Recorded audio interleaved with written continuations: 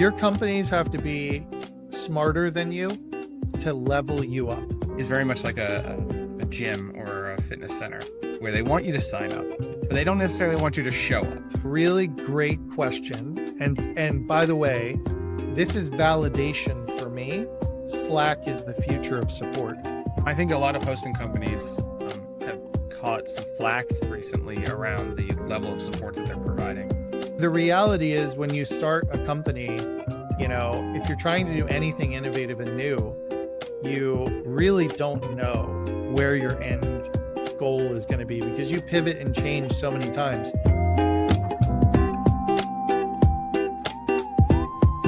Welcome to Impressive Hosting, where we seek to uncover the core tenets of great WordPress hosting. I am Jesse Friedman, your host, and with me today is Tom Fanelli, the CEO of Convesio.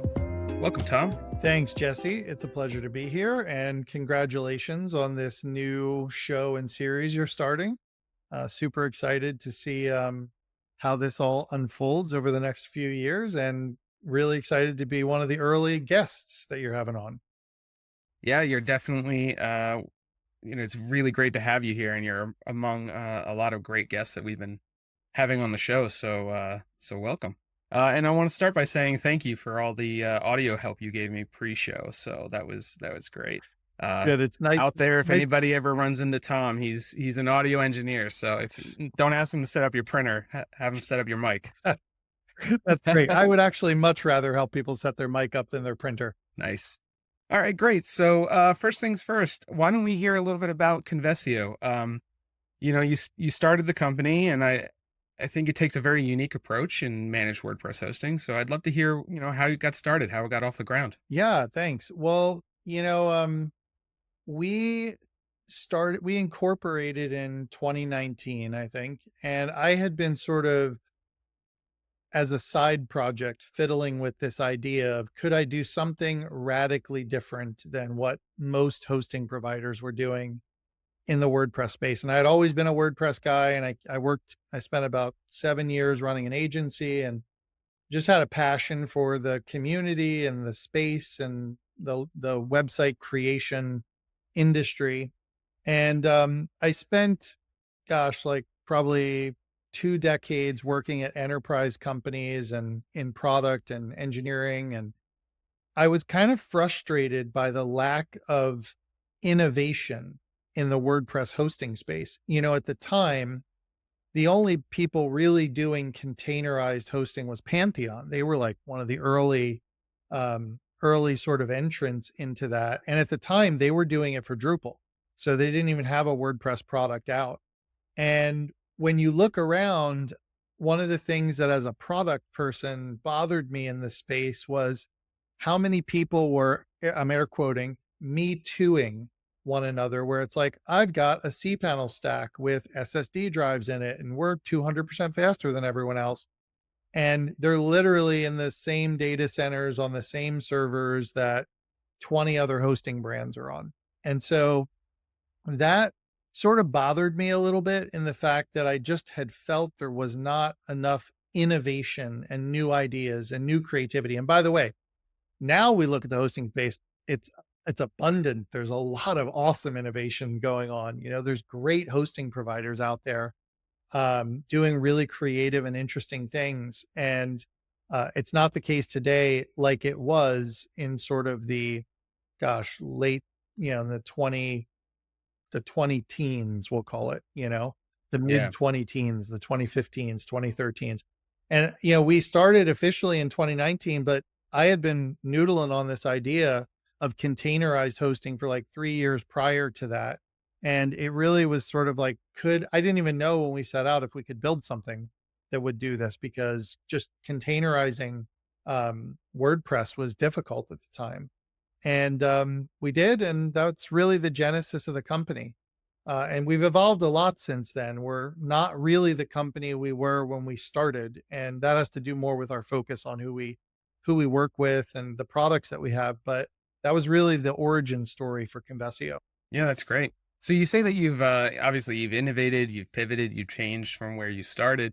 How did that go? Did you see like very specific moments, forks in the road, where you said, I have to go and and shift and move in this direction? Or was it a little bit more of a rising tide where you kind of like, you started kind of like feeling it change around you, but you didn't have that one moment where you had a Yeah. change? It's interesting. I was listening to a very famous venture capitalist the other day, and he said, in the startup world, history has a way of painting founders like they knew all along this was how their business was going to turn out. And they're so smart and they had such insight. And the reality is, when you start a company, if you're trying to do anything innovative and new, you really don't know where your end goal is going to be because you pivot and change so many times. Because I was really passionate about the agency space, we started out working with agencies and we really thought that was going to be the channel that we were going to drive into heavily. And what I found was we really weren't suited for all agencies. And the reason why is because we built a Ferrari. Okay. My product sense was I was going to build this top of the line killer, we'll call it enterprise for lack of a better term, enterprise hosting solution. And what we found was the plumbers and doctors and lawyers and small businesses that most agencies work with, they don't need all the superpowers of that scalability and bespoke nature and all that kind of stuff. And so what we found was it was really kind of a race for a lot of agencies to the bottom in terms of cost. So the conversation always was, well, how much can you save me on a cost per site basis than I'm paying now? And at the time, we just couldn't figure out a way to be really competitive in that agency space with the product that we had built. But what we found was the emerging thread of people that fell in love with us were these mid-market to enterprise complex WordPress sites. So we're talking like online learning sites, big membership sites, WooCommerce e-commerce sites, custom deployments of headless solutions, all sorts of sort of out of the box things that traditional hosting wasn't really a good fit for. And we wound up sort of pivoting and we went heavy into the mid market to enterprise. We started to move away from this lower sort of entry level pricing, which we'd been trying to get lower and lower in the space. And that really happened probably a year and a half after we kind of launched. We sort of realized we love the agency space, but we weren't really a fit for what they were trying to accomplish. And so we leaned hard into this commerce focused, mission critical commerce enabled sites. And that's when we really sort of found our stride. And that evolved into us now doing things much more than hosting. We acquired a marketing automation tool for e-commerce sites, and we're sort of dipping our toe into the payments space. And so we're now trying to become this platform for commerce sites. And we broadly define that. It's not just a cart and checkout, if you will. There's lots of ways to commerce enable sites, subscriptions, memberships, online learning courses, payment forms, all that kind of stuff. But big commerce integrations. And so we're trying to really take this broad approach to helping people in that segment. And that's kind of where we are today. And the next, That's really great. yeah, So real quick before you move on, because I just want to ask a real quick clarifying question. Do you consider Convesio a hosting company? Pure and simple. I will tell you, I was very, I never called us a hosting company because I started off calling us a platform. And this is the Yeah. marketing thread in me because I didn't want to be grouped in with all the other hosting companies because in people's minds, they have a preconceived idea of what a hosting company is.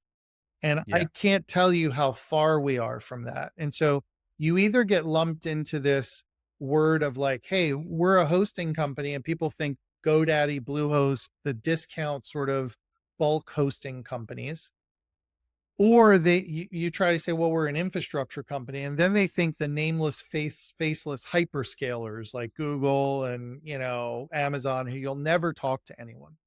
And we really have always said we kind of want to be a like a platform as a service for WordPress, which is this idea that we provide infrastructure and you get hosting, but you get a lot of service and support from us that you do not get at other hosting providers. And, you talk about other like revelations in the hosting space.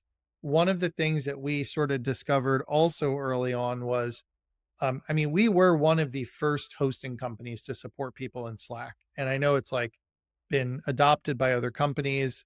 And I think Slack is the way to go, especially when you're supporting mission critical or agencies.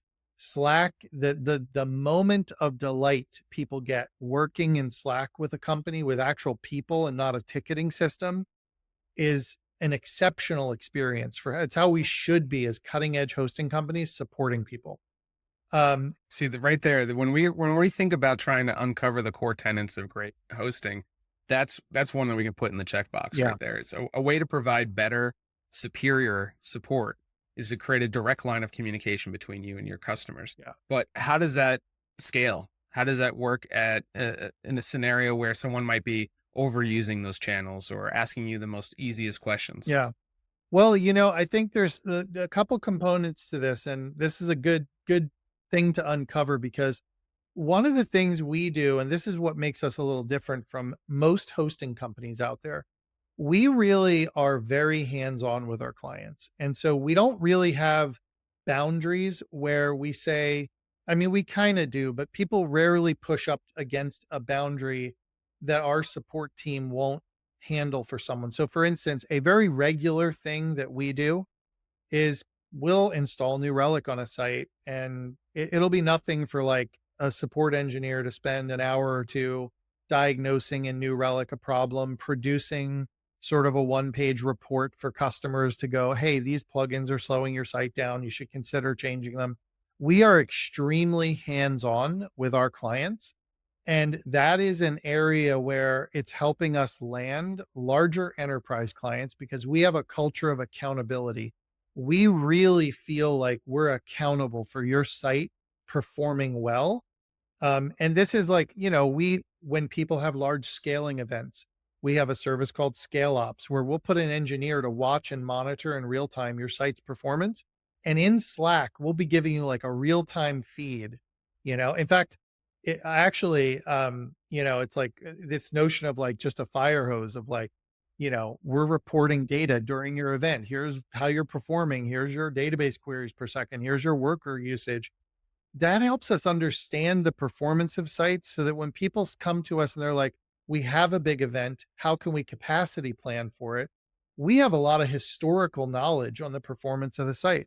So that's the level of like involvedness that we're in. Now, you asked how do you scale? And by the way, I think this is what makes a a good host is that you're not at the bottom of the barrel price point, so you can afford to provide very skilled people and you can afford they can have the time to be able to work on this, right? Because they're not overloaded with 50 tickets they have to answer. So in Sure. order to keep that economy of scale, you have to have clients paying an appropriate value to get that from you. And so I think that's part of the differentiation of this is you have a bit of a premium price, but you have a premium experience as well. Now, Right. Now, do you bundle in your service fees or is yeah, it a separate fee that these customers pay? yeah, it's all bundled into the price of hosting with us. Right. So, Right. So there's it's just the experience you get with Convesio. right. It's It's not the a choice experience. or an a la carte item. Exactly. It's the experience everyone gets. Yeah. We support everyone on Slack. It's like that's where we want you. We can give you the best experience there. And so, it's like those are things that are very outside the box for normal hosting companies. And so, going back to this idea of why I've always been sort of adverse to saying we're a hosting company and we're more of a platform or a suite or a commerce platform is because we do these things that people rarely experience from other hosting companies. And you're talking to like senior PHP developers and things that normally agencies or even brands would have to give to their dev teams, we will troubleshoot. So we've got performance experts, security experts, WordPress experts, infrastructure experts. all there, database experts ready to help support you for whatever your kind of use case is in the WordPress ecosystem.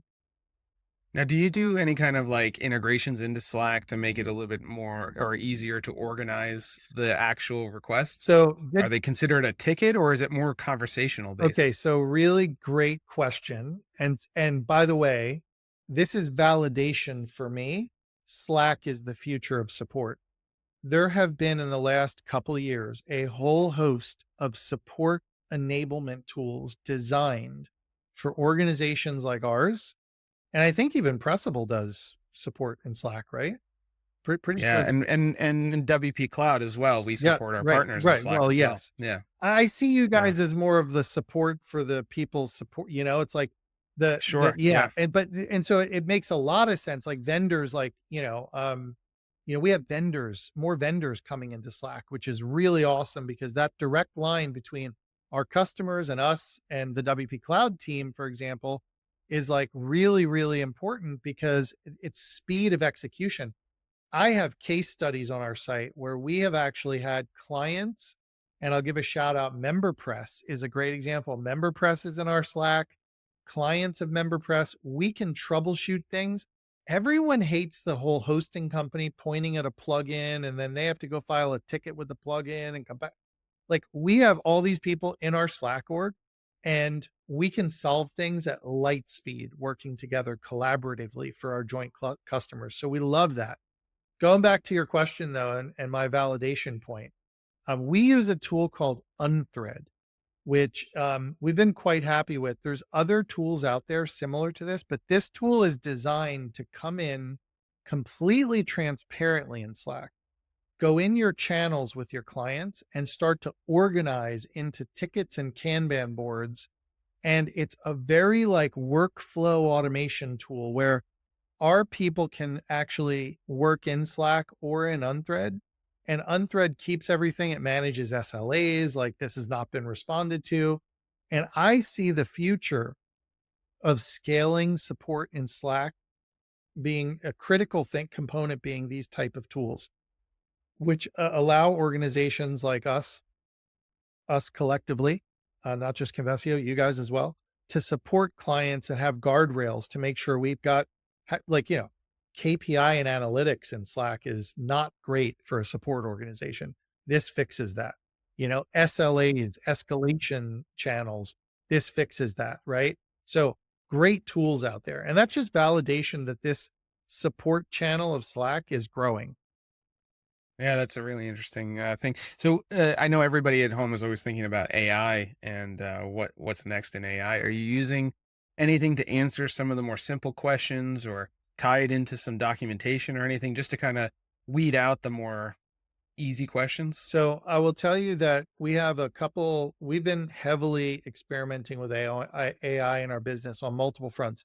And Unthread has got some really cool tools in it for doing AI in the platform and analyzing this. But one of the things we've been doing is we've actually been taking, you know, a big productivity boost for us has been this idea that we generate thousands of words of content a day, but it's all trapped in Slack in client channels. So we take those and we use those to create help desks with AI. So we can sanitize, remove any sensitive information.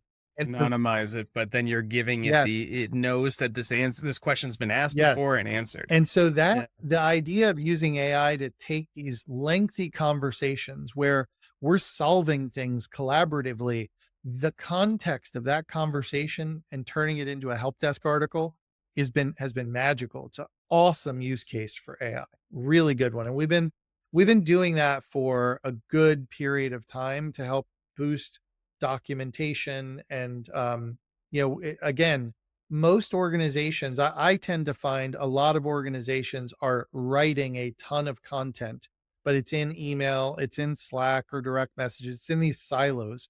And AI has been magical for helping take that and turn it into stuff that can be shared in a public format, like a knowledge base or onboarding emails or help desk responses, all that kind of stuff. Yeah. I think a lot of hosting companies have caught some flack recently around the level of support that they're providing. Um, the Some of the institutions that have been set up, the hosting companies that were always considered, you know, some of the best support agents out there, I think are running into some issues with scale, trying to bolt on AI in a way that maybe is not providing the best support, trying to scale things down to save money. So this is actually a really amazing story to hear. Really innovative way to kind of reverse everything there and reset the expectations for Mm, what hosting companies should be providing. Great. yeah. Yeah, absolutely, for sure. I Yeah. think part of the challenge too with these legacy hosting companies is that, and this is one of the things that I think I I take pride in the decision that we had. It was a hard one because as a founder, you want to do business with everyone. And by the way, we have to talk about how we're coming full circle with WP Cloud to the agencies, but our decision to sort of hold our ground at this price point that we're at and not go into the lower end is really what has enabled us to have the freedom and flexibility to provide the level of value that we provide to our customers. And I think a lot of traditional hosting companies have been chasing market scale and dominance, and they're doing that at the lower end of the market, and it essentially at some point it's hard to provide the level of personalized support when you've got a massive amount of customers on the platform and you've tried to sort of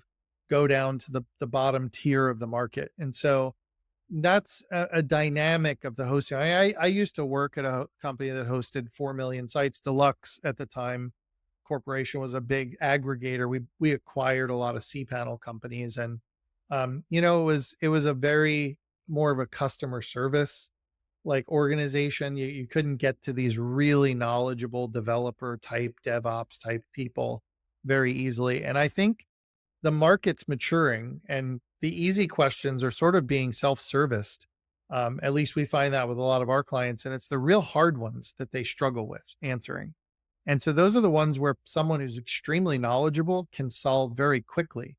And so, it's I agree. I think for better or worse, I think that the way in which we see customer service it's at least for me, and I think this is a trend that we see in multiple industries, is that contacting someone is the last thing I really want to be doing. I oh don't want to be interacting with someone.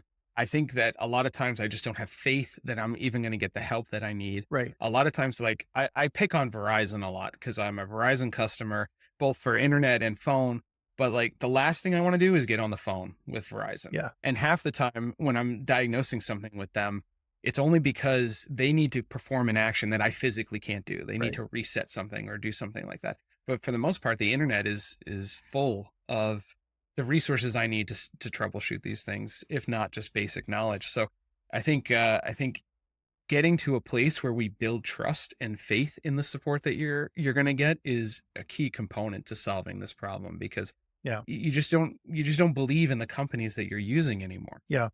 Your companies have to be smarter than you to level you up. It's like, they Right. always talk about the like you're the combination of the people that are around you and all that. It's like we want to level up our clients, right? We don't want to be dragging our clients down. And so this is like, another thing we do is we're very proactive with all of our things. We monitor all of our sites, you know, obsessively. And so when a site has a problem, like it timed out on a request or something, like our team is alerted, we want to know why, and we want to communicate what's going on to the client. So many times, like we're proactively reaching out to customers in Slack saying, hey, we noticed this is happening on your site. You know, what's going on? Let's help you with this. And so we're in some ways actually for us, it's not about, and that's that radical kind of accountability I was talking about. It's like we're not trying to have less interactions with clients. I mean, if everything's running really well, we are, but we want to have proactive conversations that are going to help the performance of the site over the long term. And so it's not just about like, oh, like, we haven't heard from this. We don't like it when we haven't heard from people. We, we want to be hearing from Well, people yeah. constantly about how can we go to the next level with you? How can we get your site better? what do you have going on? Tell us what promos you're going. Let us monitor it, you know? So we're very I think like that's very involved. different from what we see in the rest of the industry. I think a lot of times the hosting companies out there, the industry is very much like a gym or a fitness center where they want you to sign up, Yeah. but they don't necessarily want you to show up. Right. And so there's a lot of hosting companies out there who are hoping that you're going to build a website, set it and forget it, and then you just continue to pay your bill. It Right. seems very much like you're trying to turn that around and actually remind folks that why they're with Convesio, give Yeah. them the information that they need ahead of time, and build that trust that we just talked about, so that they know that they have you as an arm Yeah. that it supports their business. Well, we actually it's interesting you mentioned that because I mean, one of the metrics we like to look at is how much revenue have you increased since you switched to Convesio? Like we want to enable growth for our customers. And in the hosting space, that's like making sure you don't go down during your big sales. Like we have this phraseology I love internally. It's like, we people tend to come to us when they've crashed on a big event, right? They look for scaling and scaling WordPress. And it's like we talk about this notion of their moment of glory turned into their worst nightmare. They went from Yeah, like, I have so much hope for this big event, and then their site crashes during it. And right. like, we like to think we break them free of these technical barriers of scaling their site. And like, that's going to lead to more revenue and it's going to lead to growth and knocking down the barriers that they have to growing that might be technical hindrances. And so, Absolutely. I think one of the things that have broken my heart in the past is when I hear a story like, well, we had this really great Black Friday sale, but we were a little afraid to spread it too widely because yeah, we didn't want too many people coming and buying our product in the same moments. And I'm right. like, that is just awful. That breaks my heart. Well, and the unfortunate thing, the blowback for us as an industry is people that don't know any better, I'll say, blame WordPress. Yeah, right. And it's like, I mean, it's like, and then they start looking at things like, well, maybe I should go to Shopify. And we tend to find ourselves being the last line of defense before someone switches to Shopify. And it's like WordPress and WooCommerce is so scalable. It is unbelievable. Like we do a lot of load testing.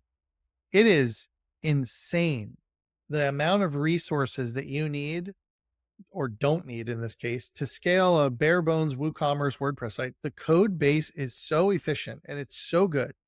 It's just the 50 or 100 plugins and half a dozen third party APIs and services that you need to call. And, I mean, all of that stuff. And therein lies the problem with somebody has to sort that out and figure out what's going on. And that's where we come in. It's like that, Yeah. those are the things. And it's like, Jesse, I mean, this. It's like that. Those are not easy things to figure out all the time. You need tools like New Relic. You have to look and see what's going on in every transaction on the site. And it's like, I mean, you know, it's not an easy, there's no easy button to that stuff. And that's the kind of team and the experts you need when you start scaling commerce to be able to go in and figure that stuff out for companies. Absolutely. You hit on something that I like to try and remind folks every time that we run one of these podcasts is that every single hosting company out there has a responsibility to WordPress when they start promoting and leveraging WordPress to make sales. And in the do it yourself market, the area where there's a very large population of WordPress users building websites, but maybe have a lower understanding of technology, they can't write code, they don't understand this stuff.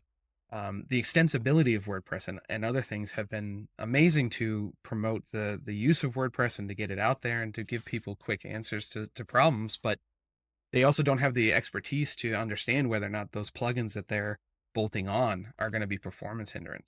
And I think the other thing too is that the hosting companies as a whole, if you advertise that you're selling WordPress, if you're bringing them in, that may be the last time that user ever uses WordPress if it's not a great experience. A DIYer in particular was probably told by somebody, you should try WordPress. It's worked great for me. And if they can't make it work, in their heads, they're not thinking, well, I'm going to switch from this host to this host and try WordPress again. They're thinking, I'm going to skip WordPress now and go to Shopify or something else. And that's a detriment to the entire ecosystem. I'm curious though, that like I've been very focused on that from the DIYer perspective, the larger population of less technical people. But you mentioned it in the terms of an agency or a client. How does that information get back to you? How do agencies consider these situations when a client is signaling that maybe they don't think that WordPress is working for them? How does that bubble up? How do we get in front of that? How do we make sure that we're moving them to the right host or getting them on Convesio or WP Cloud or doing something like that before the situation spirals out of control and we Yeah, lose them? absolutely. Well, and this is a problem we're very close to because, I mean, we've had lots of experiences where, this has happened, this has bubbled up. I think that there's probably a few different ways there's the technical side of things, right? So at some level of scale, when a company is successful, um, undoubtedly because of the marketing influences out there, they have this grass is greener. Like maybe Shopify is the answer to everything that is ever a problem at WordPress for me, right? And I tend to see that people start to wonder this, right? As they are having to update their plugins regularly or deal with security issues or any of the normal things in the course of running a site. And I think we have to be doing a better job as agencies, as hosts, of getting ahead of those things and sharing the wins and the positive. And part of that comes from having the right tech stack to monitor things and be aware. And that's where it's like, that's what we try to do proactively for our customers, right? And so we try to head these things off beforehand. The other part to this, though, I think is there's a lot of bad stuff you can put in your site out there. And this is the bigger challenge, which I've heard people propose like there should be a sort of approved or sanctioned tool set that people know works together really, really well for WordPress. And it's just hard. There's so many plugins and there's so many things out there that can go wrong. Third party native plugins that just run in the site that are inefficient, that APIs that things are hitting. And I don't know the answer to that other than, we've just become pretty good at seeing on a regular basis which plugins cause problems at scale and Yeah. communicating to those plugin developers that these are issues. But it's How would you surface that publicly? Like, obviously, there's a better way to do it is to start with the plugin company yeah, and tell them that they need to fix this compatibility issue. You don't necessarily want to just post a bulletin and right. say like, "Hey, these plugins don't work well together." But at some point, it's probably going to be more helpful to the community if we are a little bit more public about it. Well, this is the thing. And this is my hope for, I know, Jonathan over at Gildenberg.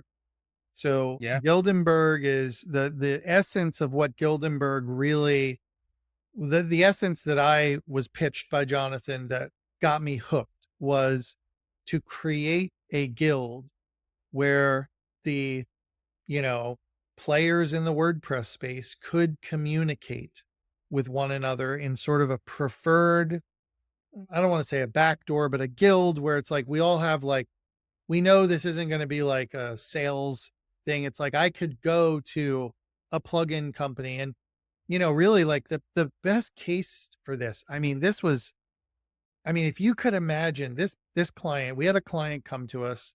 Um, they had a huge 1 day a year big sale. Okay. And we have this case study on our website. They came to us and we migrated a proof of concept. We did a load test on their site and we're like, this one thing is dragging your site down. And it happened to be it wasn't MemberPress, the core plugin, but it was something with MemberPress and Beaver Builder, but it was like a Beaver Builder add-on. And it was like we got connected to MemberPress immediately, all in Slack. We had the agency, MemberPress. The agency referred the client directly to us because it's a larger client. And it was magical. I'm telling you, like 48 hours, we had surfaced an entire video, transactions, New Relic diagnostics, all of this. to the agency, to MemberPress. MemberPress published a release for it, fixed it super quickly. And it was something you would never see. It was like you wouldn't see this on a normal site. You'd only see this if you had thousands of people trying to access the page like regularly, It just was something that was a bottleneck in the scaling of that. And we resolved that. We actually did this before these people were even clients. We did this as part of That's their great. proof of concept on Convesio. Oh, And yeah. it's like, that's the level of engagement that we need. And we need like responsive plugin companies that know if I get something from Convesio, it's like legitimately sussed out. Okay. And they will make it a priority to fix it. And that is what I was hoping and still in hopes that organizations like Gildenberg can do, is give us a community. And then that becomes the trusted, like, we know these plugins and theme people in the guild can scale. I think that's how we get ahead of it. And that's what I'd That's love really to see great. for that. It's interesting because it's not as simple as just saying let's put that on the checklist of what a hosting company has to be able to provide. But at Automatic, we do the same thing. When we find plugins that don't work well with what we're building or work well with each other, we work very closely with the plugins. In many times I've seen where we've written the code ourselves and created a patch Yeah. and submitted it back to the plugin and said, Yeah. hey, our customers are suffering from this. We want to help you make it better. I don't know that we can necessarily put that on a list and say that you have to be, able to support other third-party plugins in that way. But I think it's a philosophical thing that you can start to look for when you start to analyze hosting companies. Let me go into advice mode here. This is what I'd love to see for this. Okay. I would love to see this stuff be included in 5 for the Future. Okay. Okay. You know what? I want to pause you right there because that's a perfect, don't stop. I want to hear all about it. But John, our producer, is saying that we do need to take a break here and we'll have to come back. All right. So, all right. So don't forget 5 for the Future and how we want to move forward there. Everyone at home, this has been a great conversation with Tom. We're not going to end here. We're going to pick up next week where we're leaving off, and we'll be back next week. All right. This has been Impressive Hosting with Tom Fanelli, CEO of Convesio, and I'm your host, Jesse Friedman.